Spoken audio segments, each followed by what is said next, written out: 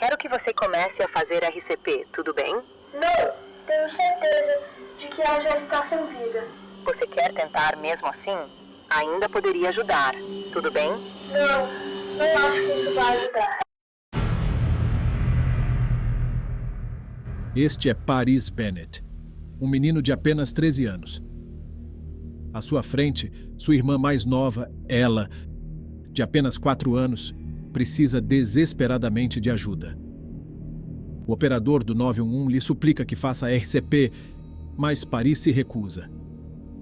O que ninguém sabe naquele momento é que o irmão mais velho guarda um segredo obscuro, um segredo extremamente perturbador. 5 horas antes daquela chamada ao 911, a pequena Ella vivia uma vida pacífica e feliz ao lado de sua mãe solteira, Charity Bennett, e de seu irmão mais velho. Ambos eram inseparáveis, os melhores amigos. Os vizinhos, acostumados à rotina da família, jamais imaginariam o horror que se desenrolaria naquela noite. Paris vigiava a irmãzinha enquanto ela dormia, protegia-a com todo o seu amor, e ela o admirava como se fosse seu herói. Mas, na noite de 4 de fevereiro de 2007, tudo mudou para sempre. Naquela noite, a babá saiu mais cedo do que o habitual. Sua mãe ainda estava no trabalho, deixando a menina de 4 anos e o adolescente de 13 sozinhos em casa. Às 23 horas e 42 minutos, o 911 recebeu uma das chamadas mais perturbadoras já registradas. A voz do irmão mais velho pedindo ajuda. Cada segundo daquela ligação parecia arrastar-se como um eco de desespero, sem que ninguém soubesse o que realmente acontecia do outro lado da linha.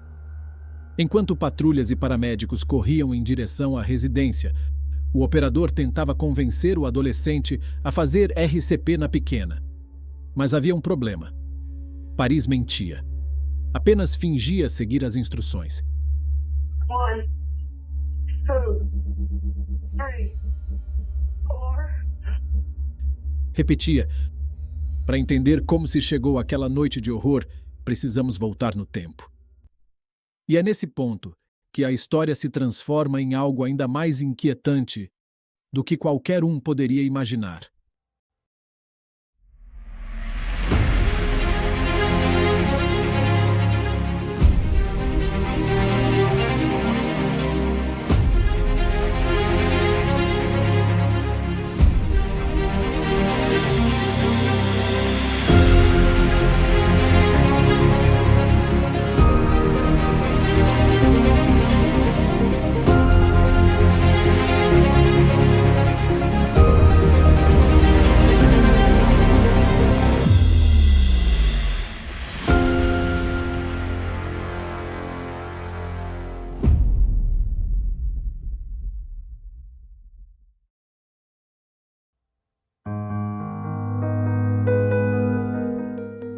O ano é 1999.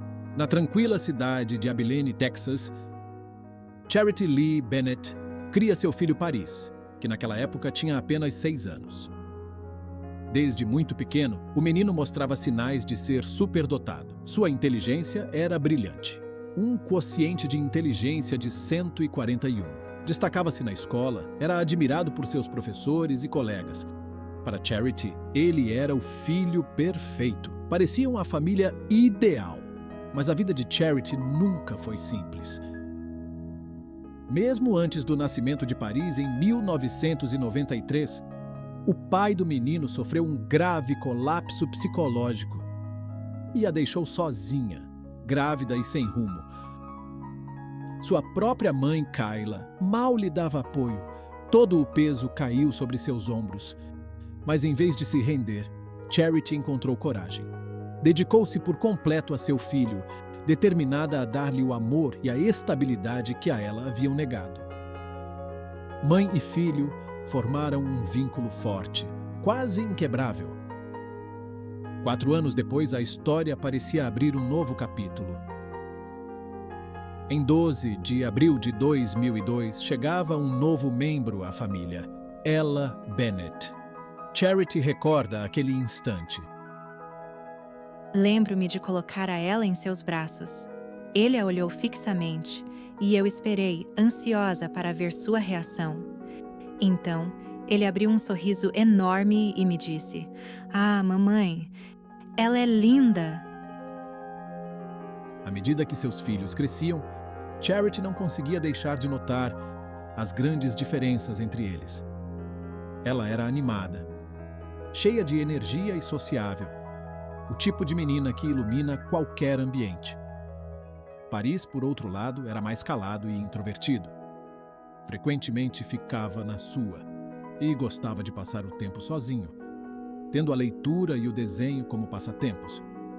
Ainda assim, por baixo de sua natureza tranquila, Paris abraçava seu papel de irmão mais velho. Amava sua irmãzinha de todo o coração, e os dois se tornaram inseparáveis. Ela simplesmente adorava o Paris. Tudo o que o Paris fazia, a ela tinha que fazer também. Paris escolhia a roupa dela todos os dias. Ele era seu consultor de moda, segundo ela. Em vídeos caseiros, Paris brincava.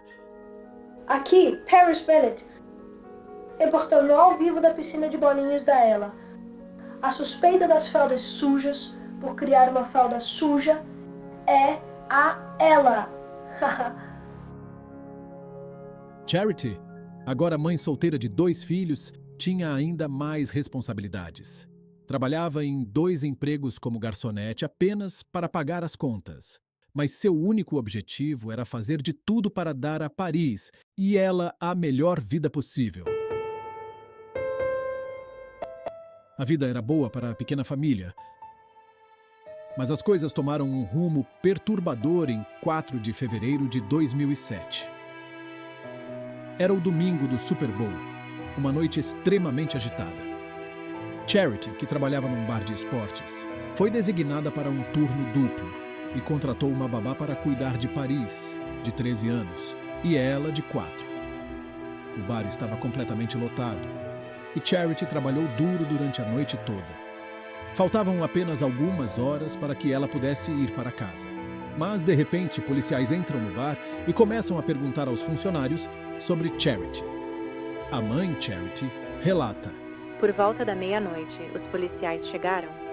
Foram ao escritório do gerente, me chamaram pelo nome e disseram que minha filha estava ferida. Eu só consegui dizer: vocês têm que me levar até a ela agora. Charity está em estado de choque. Eles saem rapidamente do bar e a polícia a escolta para casa. Seus pensamentos se aceleram. Ela tenta manter a calma, ainda sem saber o que aconteceu com seus filhos, especialmente com ela. Charity faz o possível para não imaginar o pior, mas os olhares sérios dos policiais, combinados com seu silêncio perturbador, lhe causam um arrepio na espinha. Quando finalmente chegam, Charity vê sua casa isolada com fita e cercada por dezenas de pessoas. Policiais por toda parte, caminhões de reportagem e vizinhos. A rua inteira estava iluminada. Nesse momento, Charity sabe que algo terrível aconteceu. Sem poder suportar mais a incerteza, ela implora aos policiais, pedindo-lhes que simplesmente digam o que parecem ter tanto medo de revelar. E é então que seu mundo vira de cabeça para baixo. Ela está morta.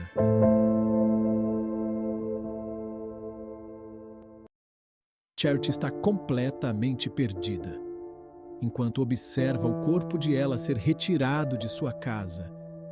A cena é demais para suportar. Ela estava num saco para cadáveres. Estava fechado até o seu queixo. Tinha sangue saindo de sua boca.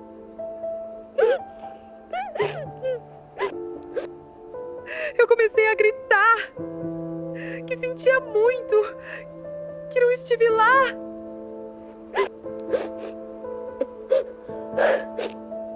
Levaram-na embora. E então eu só me lembro de desabar.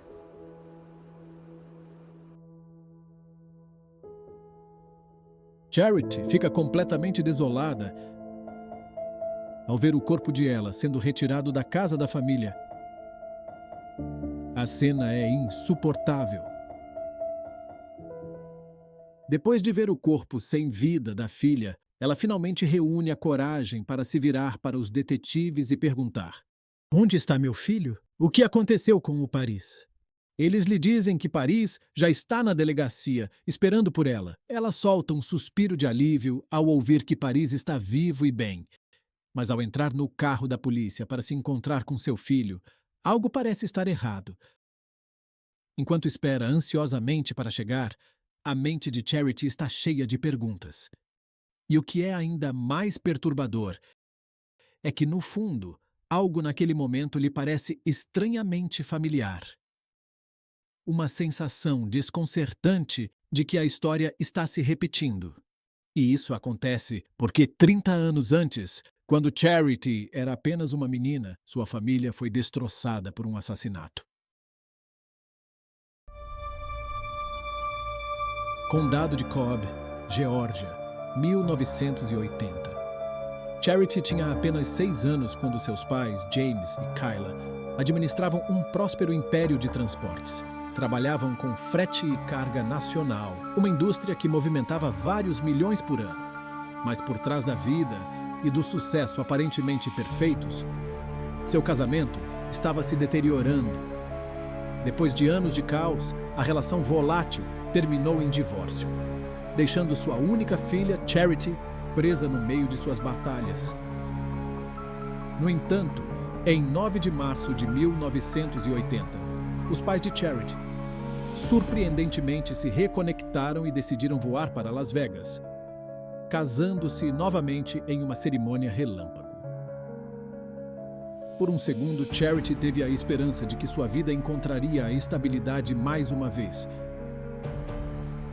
Mas em 11 de março de 1980, menos de 3 dias depois de trocarem seus votos, seu pai, James, foi encontrado morto na casa da família.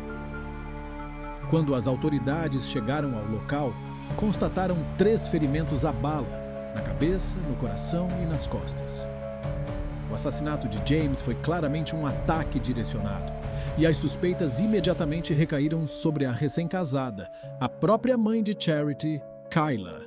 A especulação aumentou quando o nome de Kyla foi reincluído no testamento de James após o súbito novo casamento, pois isso significava que, se algo acontecesse com ele, Kyla herdaria o controle de toda a empresa, junto com sua fortuna.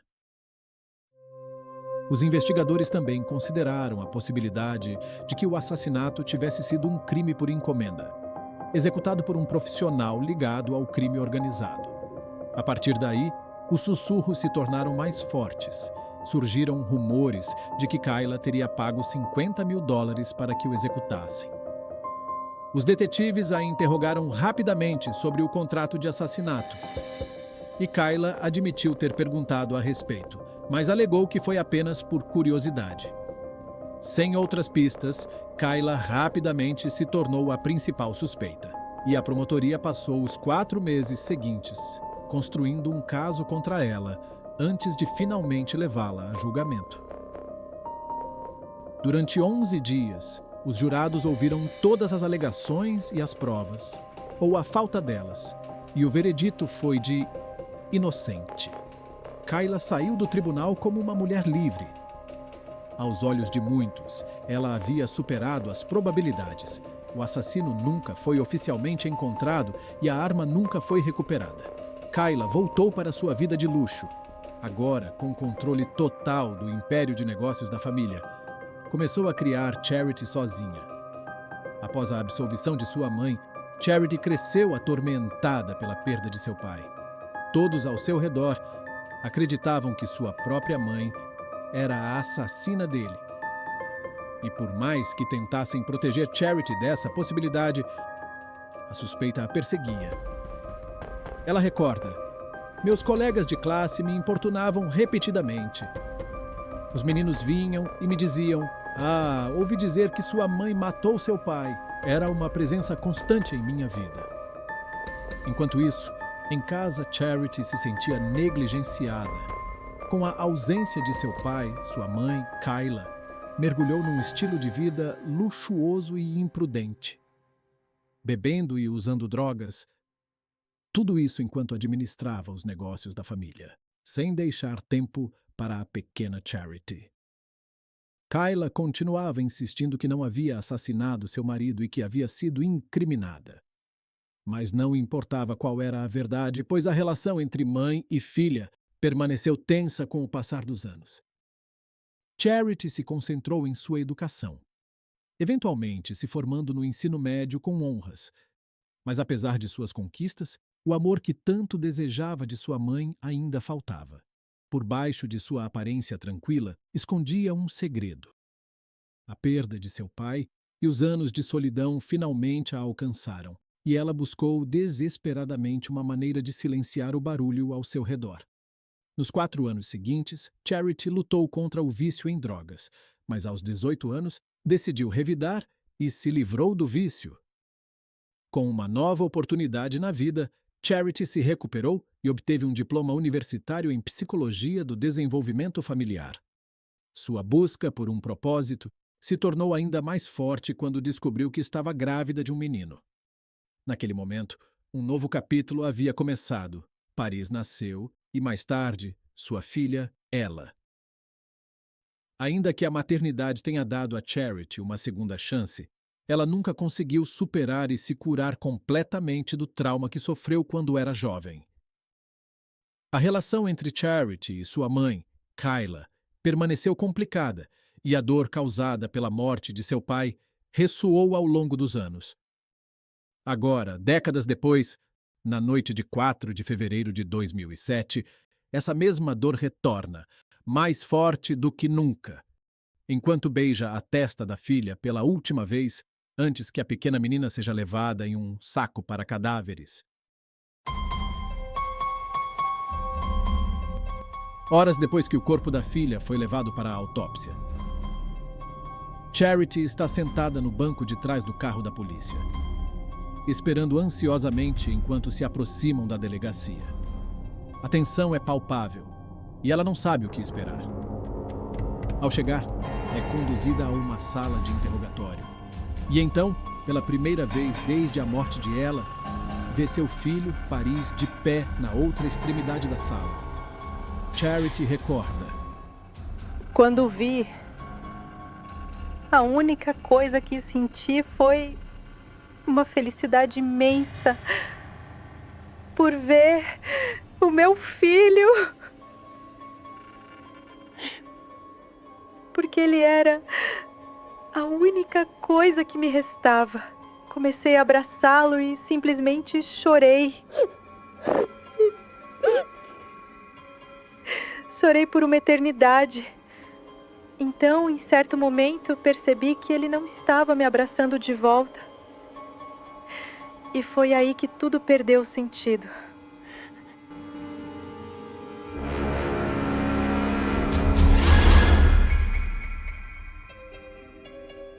A frieza de Paris, em relação à sua própria mãe e à morte de sua irmã, parece profundamente desconcertante para Charity. Algo está muito errado. À medida que os detetives assumem o caso e iniciam a investigação, eles não têm ideia do quão perturbadores são o crime e o próprio Paris. Naquela noite, por volta das 22h30, cerca de 2 horas antes da chamada para o 911, as crianças estavam em casa quando Paris, de repente, chamou a babá de lado e a convenceu a ir para casa mais cedo.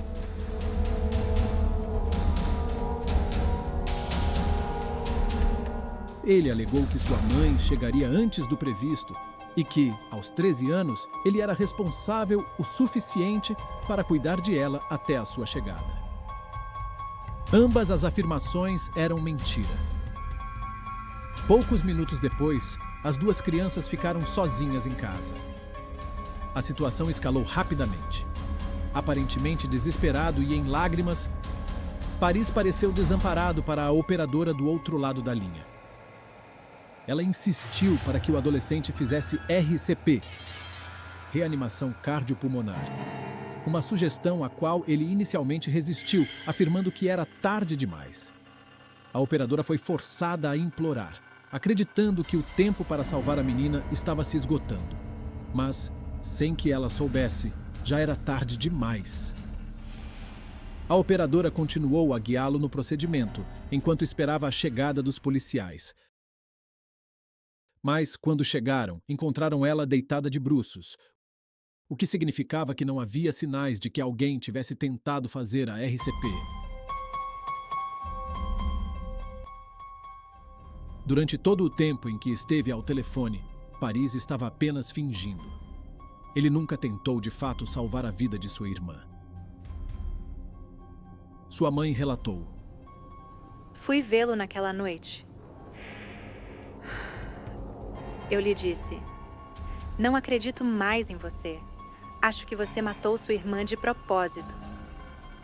De repente, ele se tornou uma pessoa completamente diferente. Era como se ele não precisasse mais manter a farsa. Ele olhou para mim e disse: você é uma palhaça.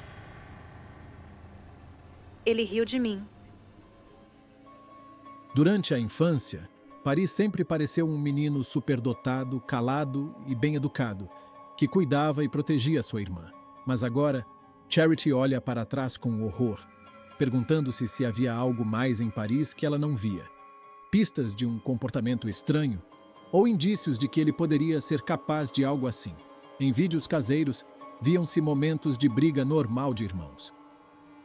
Uma pessoa próxima comenta: quem tem irmão sabe. Eles brigam, lutam. Às vezes você precisa separá-los. Mas, apesar de qualquer problema que tivesse com Paris, Charity nunca pensou que ele pudesse machucar sua irmãzinha. –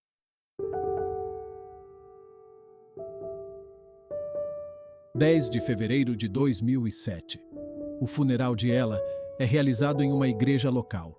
Família, amigos e membros da comunidade se reúnem para dar o último adeus, para lembrar de uma linda menina que partiu cedo demais. Durante a cerimônia, sua mãe começa a se despedir de sua filha, dizendo: ela queria ser cantora. Não sei bem o que dizer num momento como este, porque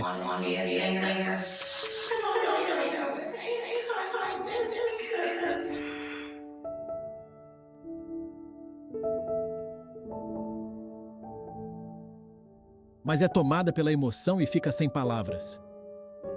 Um familiar diz: ela era um foguete e sempre dizia o que pensava. Ela simplesmente... ela trazia vida a todo o mundo. A pequena cidade de Abilene, Texas, está em choque. O terrível assassinato de Ella Bennett, de 4 anos, não fazia sentido. Charity não sabe o que fazer. Não apenas perdeu sua filha, mas seu filho é quem está preso pelo assassinato. Enquanto luta com seu luto, todos os olhos estão sobre ela. Para a comunidade, a culpa era de Charity. Era culpa dela por ter criado um monstro. Um observador local explica: lembro-me de pessoas discutindo que tipo de livros o Paris lia e que tipo de videogames ele jogava. Acho que a Charity carregou o peso disso. Porque mesmo que fosse um livro que ele estivesse lendo, bem, quem lhe deu o livro? E mesmo que seja um videogame que ele esteja jogando, bem, quem o autorizou a jogar? Charity foi muito criticada. As pessoas foram muito cruéis com ela. Ela estava em uma loja e ouvia: ah, você é a mãe que... ah, seu filho. Sabe? Em meio às críticas da comunidade, Charity estava devastada. Seu primeiro amor, Paris, havia tirado a vida de seu segundo amor, Ella. Ela sente como se tivesse perdido seus 2 filhos, mas a realidade é que Paris ainda está vivo e ela ainda é sua mãe, apesar da cruel traição. Mas assim como todos na cidade, Charity nunca previu que isso aconteceria. Agora Charity precisa de respostas. Ela precisa saber o que está errado com seu filho para garantir que haja justiça para sua filha. Uma psicóloga relata: pedi que aplicassem em Paris a lista de verificação de psicopatia, versão jovem, e depois ele foi reavaliado. Seu avaliador me disse: Você merece saber que seu filho é um sociopata. Mas tudo se torna mais difícil quando Charity começa a se preparar para o julgamento. Com sua filha de 4 anos, ela, morta, e seu único filho vivo sendo o responsável por tirar-lhe a vida, ela tem que enfrentar o fato de que, ao apoiar um de seus filhos, arrisca falhar com o outro. Quando eu ia falar com o promotor, tinha que ser a mãe da Ella. Quando eu ia falar com o advogado de defesa, tinha que ser a mãe do Paris. E se eu tentasse juntar Paris e Ella na minha cabeça, eu realmente me aproximava da loucura. O julgamento começa quase um mês depois do trágico evento. A situação confusa só piora quando ela se encontra no meio do tribunal. Em certo ponto, eu me sentei no meio, porque não posso escolher lados. Ambos são meus filhos. No fundo, Charity encara a realidade de que não há nada que possa fazer para trazer ela de volta. Ela se dá conta de que precisa tomar uma das decisões mais difíceis que uma mãe poderia tomar. E nesse momento, escolhe ficar ao lado de Paris, se recusando a abandoná-lo. Mas agora, não o vê como o menino inocente que criou, mas como o assassino em que ele se tornou. Ele precisa ser responsabilizado por seus atos, e ela decide amá-lo de uma nova maneira. Não tentando salvá-lo da justiça, mas garantindo que ele a enfrente e receba ajuda psiquiátrica. Depois que o Paris matou sua irmã, eu não estava tentando livrá-lo da acusação. Eu queria que o Paris recebesse ajuda. No início, Paris alegou insanidade, afirmando que pensou que sua irmã era um demônio, com cabeça de abóbora, e por isso a esfaqueou. Mas acabou admitindo que abusou dela e finalmente lhe tirou a vida. Em 15 de agosto de 2007, após meses de julgamento, Paris se declara culpado de homicídio qualificado em um tribunal juvenil. Ele recebe a sentença máxima para um menor, 40 anos. Com Paris agora destinado a passar a maior parte de sua vida adulta na prisão, Charity faz uma promessa. Eu lhe disse que sempre o amaria, não importa o que acontecesse. E também lhe prometi que sempre faria o melhor trabalho possível para ser sua mãe. Desde que se entende por gente, a vida de Charity foi marcada pela tragédia. Mas agora ela escolhe um caminho diferente. Ela escolhe a cura ao enfrentar a verdade. Estou cansada de que a história se repita. Consegui perdoar o Paris pela pior coisa imaginável, mas nunca me sentirei confortável com isso. Para ter minha própria paz e integridade, é hora de quebrar o padrão. Agora, Charity está determinada a apoiar outras famílias que passam por traumas. Charity é uma defensora da reabilitação da saúde mental infantil, falando abertamente sobre a importância de obter ajuda e apoio adequados para crianças que podem estar seguindo o caminho errado devido a uma doença mental não tratada. Ela faz tudo ao seu alcance para garantir que o que aconteceu com sua família nunca mais ocorra com ninguém. A memória de Ella continua a curar as feridas da tragédia que definiram os Bennetts por quase meio século. E através da voz de Charity, ela continua a oferecer uma segunda chance para famílias que perderam a esperança na cura. É verdade que isto nunca trará a Ella de volta, mas mantenha ela viva. Não posso mudar o Paris hoje, mas talvez, fazendo isto, eu possa ajudar a mudar o filho de outra pessoa. Este caso trágico nos faz questionar. Será que pediatras e educadores estão preparados para identificar sinais de psicopatia em menores antes que seja tarde demais? Pode a sociedade, e em especial uma mãe, chegar a perdoar um ato tão devastador? Ou há feridas que nunca cicatrizam? Compartilhe seus pensamentos. Uma excelente semana.